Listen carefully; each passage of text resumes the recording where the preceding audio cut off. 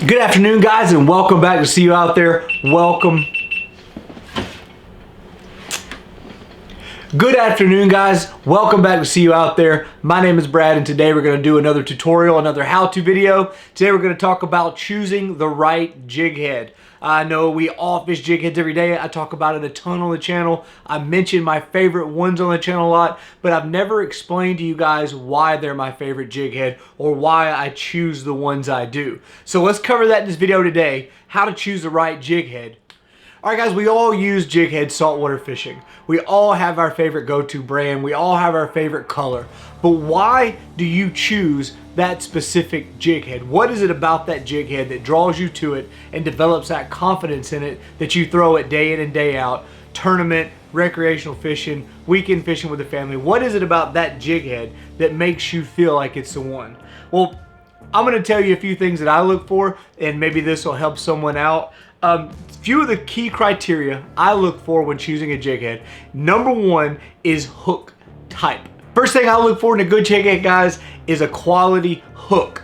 What hook is that company using? That's the first thing I want to know. I don't want it to be a knockoff brand hook. I don't want it to be a cheap hook that's the barb is gonna fold up, it's gonna rust quick, it's gonna bend when I put a lot of pressure on it. I want to know that this jig head company is using a quality and solid, and then sometimes a higher expense hook in their jig heads. So when I look at packaging and I see Owner hook, I see Gamakatsu hook, I see these recognized brands that I know and trust outside of jig head fishing, I have confidence that this company, Salty Heads or Hoagie or whoever it is that you're using, DOA, Naughty Heads, whoever you're using, I have confidence that they're using a quality hook to build their jig heads around. So the first thing I want to see on packaging, the very first thing I want to see on packaging is the name brand of that hook. I don't know if you can see this. I got a little B-roll here for you if you can't. But Naughty Hooker here, they advertise very proudly that they are using Gamakatsu hooks.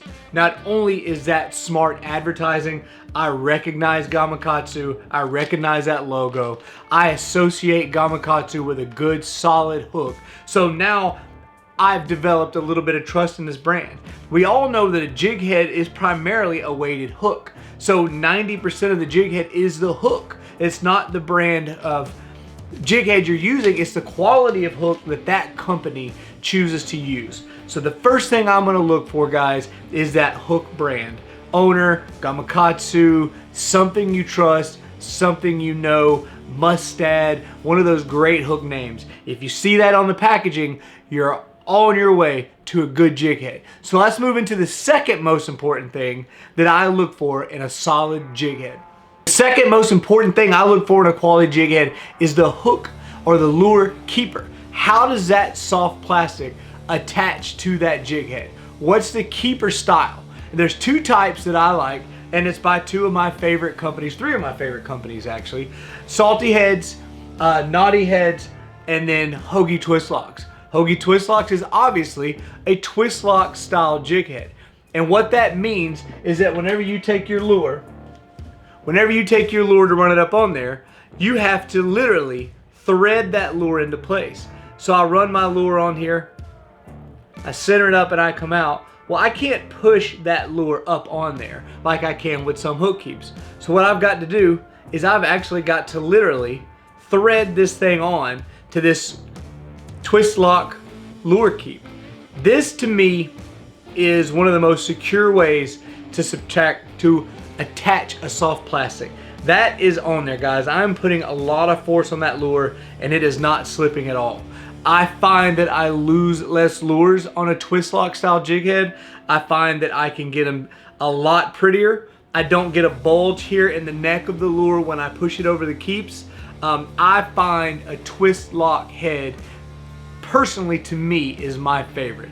I feel like I can make a lure last a lot longer. And that is a beautiful presentation. It doesn't take but a second to twist it on there. It doesn't take but a second to twist it off. So the first thing, or the second thing I look for in a jig head is the attachment type, or how it keeps the lure in place. So let's look at a Salty Heads. A Salty Heads is a push style keeper, but if you look at that, you'll notice that there are 3 keepers. So a lot of lures you'll see will just have a small little bump. I don't have any examples of those, but if you look at them, you'll know what I'm talking about. But you want that lure, that soft plastic that you spent $8 for 6, you don't want that thing to slip off or tear after 4 or 5 casts or 1 or 2 fish. You want that plastic lure to last as long as possible. Lures are just as expensive as jig heads. So something like a salty heads where they've got 3 keepers. It's the same principle without the twist motion. So I run that beautiful lure up there. I come out dead center up top. And then instead of just pushing over 1 keep, now I'm pushing over 1 keep. I'm pushing over 2 keeps, and you can feel it as it goes over each one. And now I'm over 3 keeps. That lure is on there with 3 lure keeps. Now you can see, same thing. I'm applying a lot of pressure. That lure is staying in place because of those additional hook keeps. Those hook keeps help keep that in place and keep our lure nice and firm on that jig head so that the first trout or the first redfish that bites it, they don't rip it off the back end, and we've got to go back in our package of hooked up baits or JRZ kicker tails and get another lure out when that lure could have lasted us all day. I've found, since I've switched over to these style jig heads, the twist lock and like the salty heads that have multiple pinch points, that I literally can make a lure last all day long. If you watch our last video, wade fishing with Captain Callan, and Corey caught 3 or 4 fish that day, nice fish. That JRZ Scorpion lasted her all day on a twist lock. Had we had that on a cheaper brand or a brand without as many keeps like these have, that first fish would have torn that lure. That flounder would have torn that fish or that lure up. So just by using a proper connection type jig head, she was able to take that scorpion and throw it all day long. On that same scorpion, the same scorpion. That's a legal fish too. I need a legal trout. That would be a really cool slam. I was just talking to the camera telling him I've never caught. All right guys, a third thing that I look for, and you won't see it as much, you'll see it on a few lures, is you'll see some lures that'll advertise braid line ready.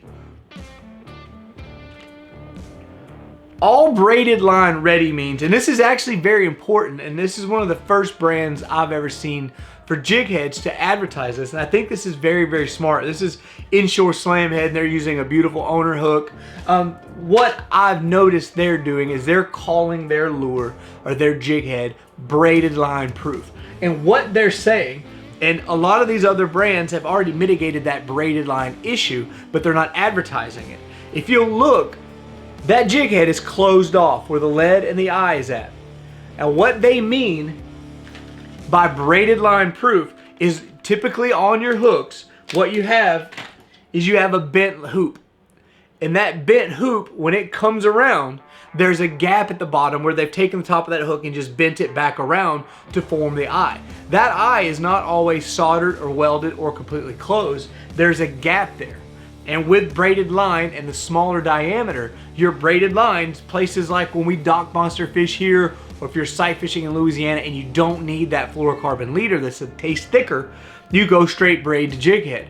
Well, in that opening on the bottom of your eye on your jig heads, your braid can slip down through that and literally slip out. And you can lose your jig head fighting a fish and think that your knot came untied or think there was some sort of a failure in your line, when really all it was that line got down to the bottom, to the opening, and just pulled out.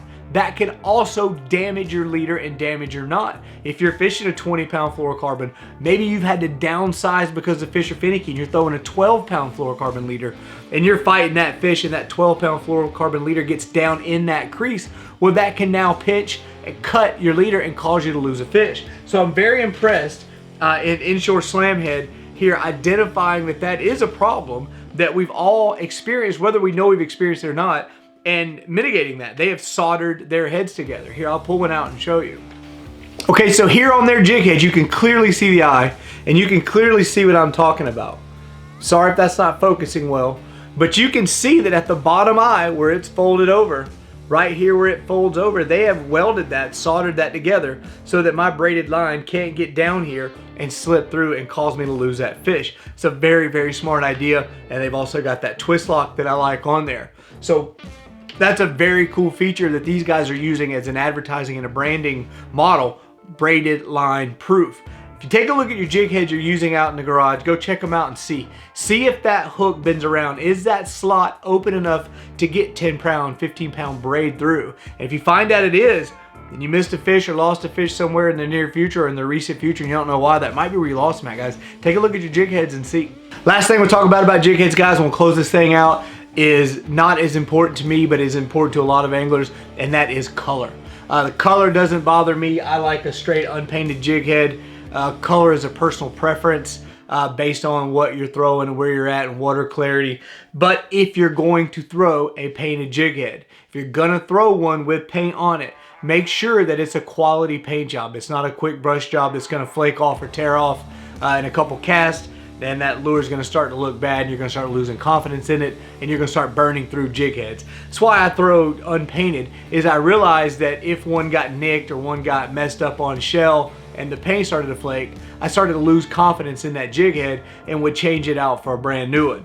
When I started throwing unpainted, I realized that the paint didn't affect me as much and it didn't affect my bite ratio. So now I prefer these unpainted jig heads, and I swear to you, I'll have the same jig head on for a month. If I don't break it off or if I don't get it hung up in shell and I don't dull that point, I check my points a lot. You can keep a simple hook sharpener on the boat, a little file, and you can knock an edge on that thing really quick. A jig head can last you a while. A good nickel finish or a black chrome finish hook that's more resilient to corrosion, rust resistant, will last you a long time, guys. And another little hit, when you come home, take all your jig heads out of your box, whether you used them or not. Freshwater, rinse them, hang them to dry. I've got a rack out in the garage. When I come back, if I take 15 jig heads, whether I only use one all day, every one of them gets rinsed in fresh water, they get air dried, and then I hang them all to dry. And that'll make these things last a long time. They're expensive. They are an expendable commodity. They are a consumable, but that doesn't mean you have to lose 6 every time you go fishing. I've got packs of these that last me for months and months. Take care of your jig heads.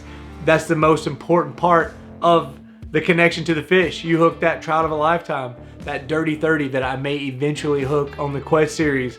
If I have a failure in this hook, or that barb collapses, or my braid comes through that line, or something weird happens because I didn't take care of my jigs, I'm gonna lose that fish and I'll never ever understand why. So there's a little bit of preventative maintenance you can do on something simple like a jig head at home to make them last longer, and there's a few quality things you can look for at the store to make sure you're getting the best.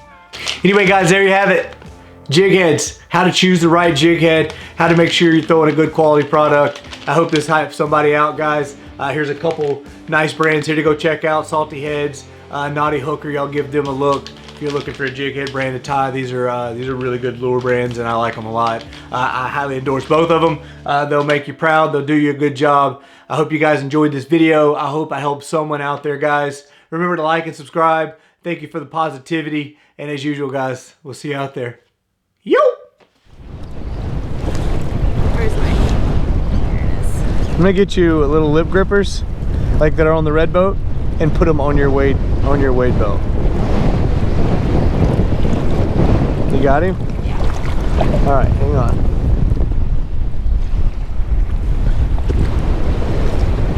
There we go. That's a good one. All right, let me